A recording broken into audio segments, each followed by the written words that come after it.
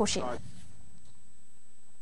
শেষ করছি টাইটানিক ডুবে শতবর্ষ পূর্তির খবর দিয়ে। 14 এপ্রিল রাত 11:40 1912 সালের ঠিক এই ঘটে 20 শতকের অন্যতম ট্র্যাজেডি। শতবর্ষ আগে মহাসমুদ্রের বিস্ময় টাইটানিকের উদ্বোধনী যাত্রায় এর ক্যাপ্টেন দম্ভ করে বলেছিলেন সৃষ্টিকর্তাও ডোবাতে পারবে না এই মহারথীকে, কিন্তু নিয়তির কাছে হার মানে মানুষের যুগান্তকারী এই সৃষ্টি। বিস্তারিত রিপোর্টে। টাইটানিক নয়, এই দৃশ্য MS বালমোরালের ডেকে আনন্দরত টাইটানিকের মৃত যাত্রীদের বংশধরদের। 8 এপ্রিল তারা যাত্রা করেছিল ব্রিটেনের সাউদাম্পটন বন্দর থেকে।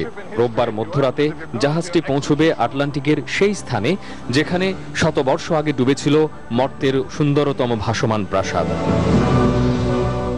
3000 শ্রমিকের 2 বছর অক্লান্ত পরিশ্রমে টাইটানিক হয়ে ওঠে তৎকালীন বিশ্বের সর্ববৃহৎ বিলাসবহুল জাহাজ। 3399 জন যাত্রী ও 25 নটিক্যাল মাইল বেগে চলার ক্ষমতাসম্পন্ন যন্ত্র দানবের পরিধি ছিল 3টি ফুটবল মাঠের সমান। 9 তলার এই বিশাল জাহাজটি নিয়ে তাই দর্পও কম ছিল না বর্ষিয়ান ক্যাপ্টেন স্মিথের। তাই তো সরাসরি চ্যালেঞ্জে নেমেছিলেন খোদ সৃষ্টিকর্তার সাথে। বলেছিলেন RMS টাইটানিক আনসিঙ্কেবল। ভাগ্যের নির্মম পরিহাসে মানুষ ও তার সৃষ্টি যে কতটা অসহায় তা প্রমাণ করতেই আটলান্টিকের ওপর একটি আইসবার্গের ধাক্কায় 1517 যাত্রী নিয়ে সলিল সমাধি ঘটল তার। সৃষ্টি হলো 20 শতকের অন্যতম ট্র্যাজেডি, যার রহস্য বারবার সমুদ্র গর্ভে টেনে নিয়ে গেছে বিখ্যাত চিত্র পরিচালক জেমস ক্যামেরনকে। গবেষণায় দেখা গেছে ডুবতে থাকা টাইটানিক থেকে সাহায্য চেয়ে বার্তা পাঠানো হলেও মাত্র 20 মিনিট দূরত্বে থাকা বিশাল জাহাজ ক্যালিফোর্নিয়া তা শুনতে পায়নি, কারণ রেডিও সিস্টেম বন্ধ করে ঘুমিয়েছিলেন অপারেটররা। বার্তা পেয়েছিল অনেক দূরের একটি জাহাজ কার্পাথিয়া।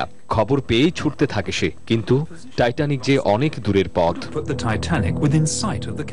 অবশেষে অহংকার আর দম্ভকে জলাঞ্জলি দিয়ে অসীম ক্ষমতাধরের নত করে আটলান্টিকের 12,600 ফুট গভীরে স্থির হয়ে থাকলো আনসিঙ্কেবল টাইটানিক।